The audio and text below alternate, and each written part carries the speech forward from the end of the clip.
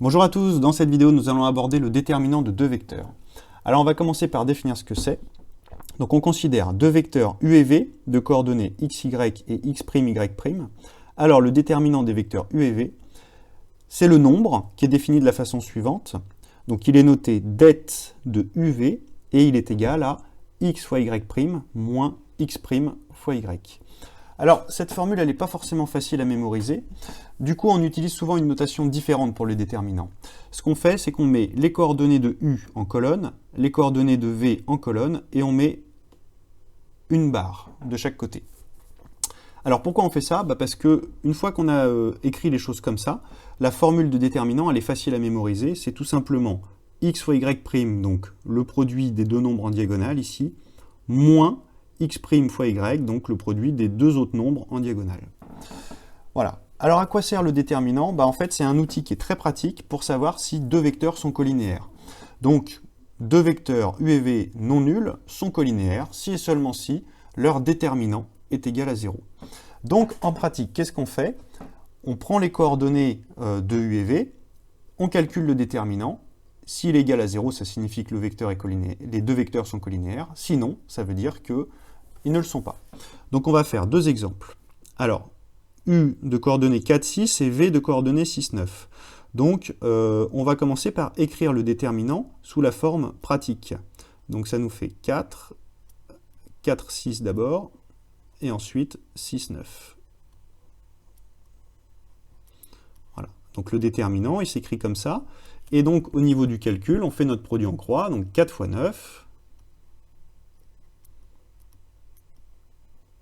moins 6 fois 6.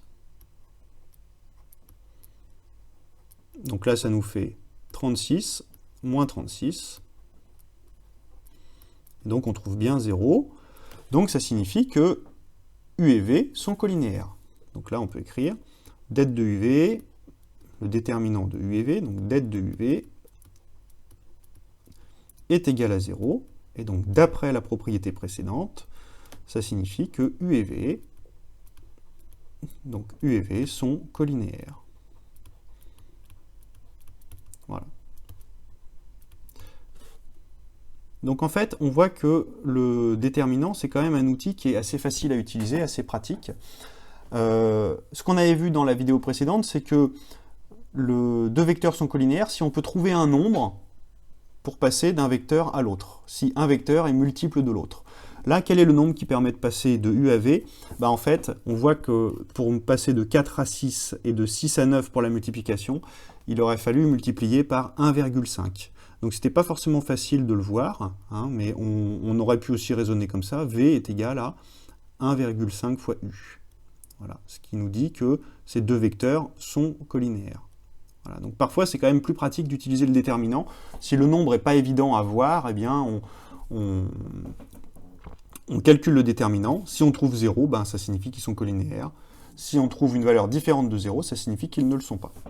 Donc on va le faire avec les deux autres vecteurs, là. 5 et 7, 7 et 9. Donc, même chose, on met les coordonnées de ces deux vecteurs entre deux barres, donc 5 et 7, 7 et 9. Et on calcule notre produit en croix. Donc 5 fois 9, 45, moins 7 fois 7, 49. Donc ça nous fait 45 moins 49, on va trouver moins 4. Moins 4, là en fait, on voit que le déterminant de U et de V est différent de 0.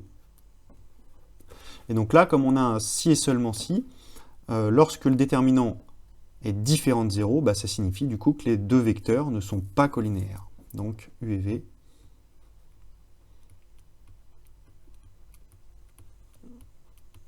ne sont pas colinéaires.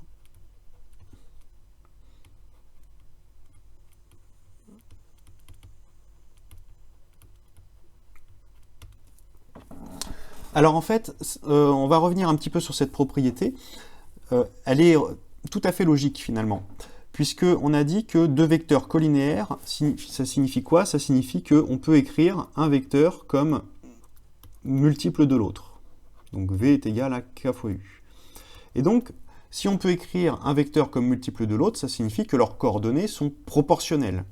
Eh bien en fait, quand on écrit le déterminant comme ça, qu'est-ce qu'on fait? On met les coordonnées finalement dans un tableau.